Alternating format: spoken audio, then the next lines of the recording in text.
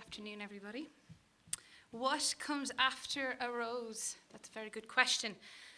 August 19th, 2014 last, I entered into what is deemed a chaotic world of happy upheaval. I spent most of my weekends traveling across the Atlantic to attend events here in Ireland and indeed across the world. I have been privileged to travel to beautiful countries such as Tanzania in Africa, South Africa, Belarus, Australia, New Zealand, India, and one of my proudest trips was the 32 counties of our beautiful Emerald Isle. And my phone decides to switch off. Thanks for the awkward laugh, I appreciate it. I have met many and chatted about life experiences, cultures, and religion to many right across the world. I'm even claiming, quite frankly and quite rudely, that I should at least get a third place in the Guinness Book of Records for the amount of photographs, dare I say selfies, that I've taken throughout the 2014 International Rose year. I'm coming for you next.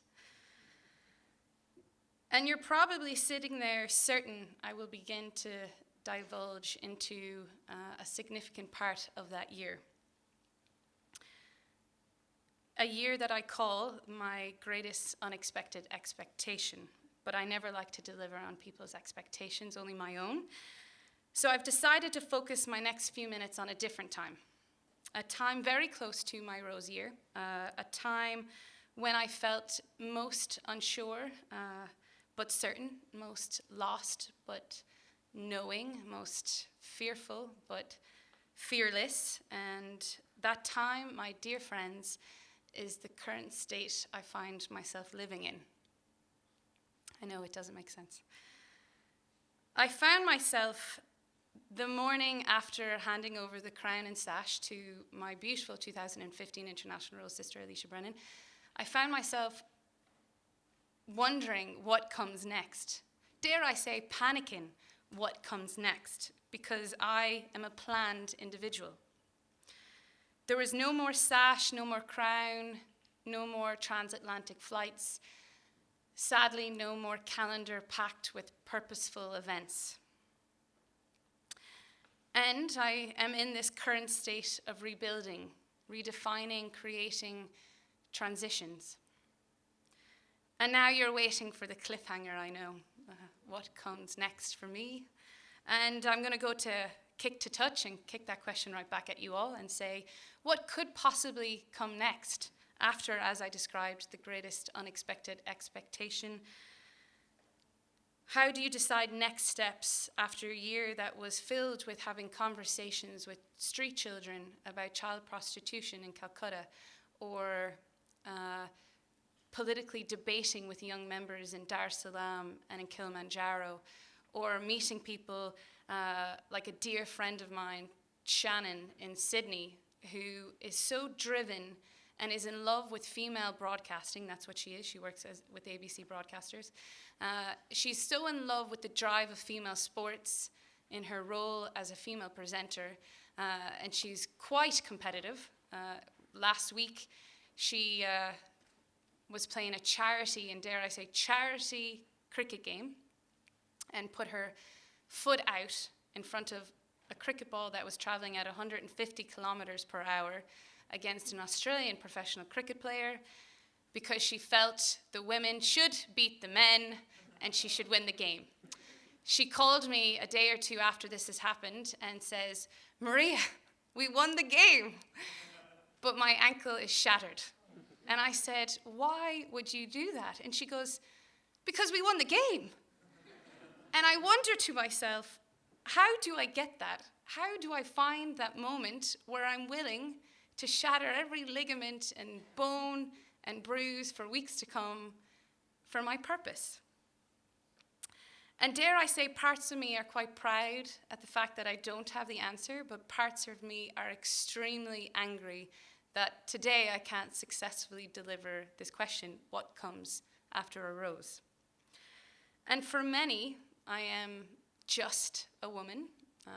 For some, I'm just an T community member.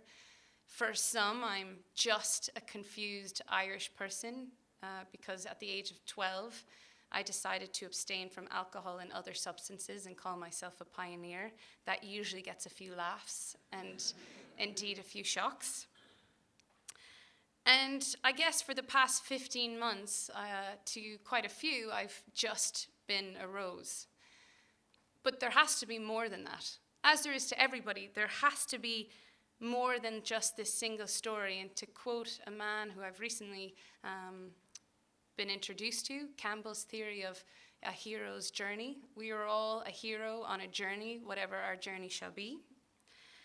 And as I navigate my way through building opportunities back here in Ireland, I have found this weighted presumption that I, Maria Walsh, at the tender age of 28, again, if anybody says she looks older, I'm going to find you. But at the tender age of 28, that I should know exactly what I want to be or do after such a great year, or indeed, even after no great year, a normal year. And I was scared at this single story ideology that people placed on me, in front of me, and dare I say I placed on myself. And it scares me because if our young people believe that individuals within an ambassador role, within our political system, within the clergy, within the media, within their communities, within their households, if they feel people who are in those positions are too busy and too important to not get lost, misguided, or need time to realign, then what do they believe is happening at the moment that they're in their own transition? And we all face it. How do they reconnect? How do they realign? How do they redesign? And while my primary focus is for us to develop a call to action, give ourselves a platform to vocalize our transitional movements, I equally want to share, particularly to our young listeners, my hatred towards this phase. I do not like waiting for plans to materialize. I do not like the fact that my body wants to hibernate. I do not like the fact that I am preparing to prepare for an unknown. But equally, when I step back, it's actually quite a beautiful phase. And while writing these few words, I began to understand not only the beauty of it, but also the need of it.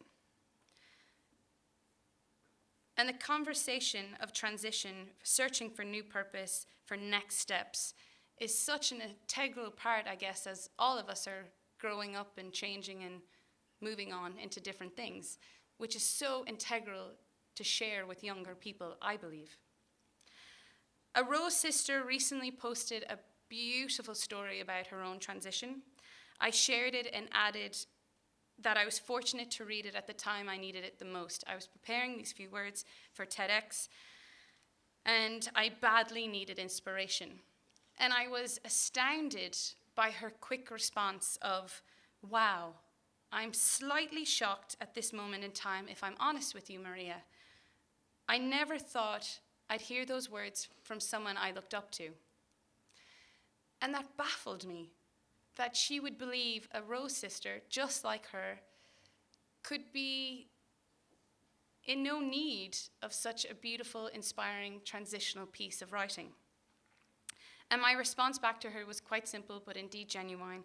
I said, "I appreciate your support in trusting me. We all look and need support many different times throughout our life.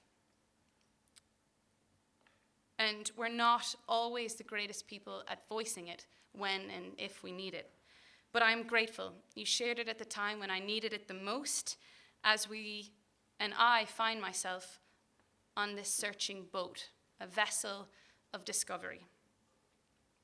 And that is irrespective of age, it's irrespective of sexual preference, of religion, of gender, of spirituality, or whether we happen to have a crown and sash in a box tucked away in an attic. I will finish and share with you the most beautiful sentence a friend of mine recently passed on to me, and she said she wrote it thinking of me in my own transitional phase. And it goes, "At no point do I want to figure out exactly what I am. I merely want to experience everything I could possibly be." Ladies and gentlemen, while I can't answer what happens next, I will say I'm excited to experience everything that I could possibly be. And I shall say, watch this space. Thank you very much.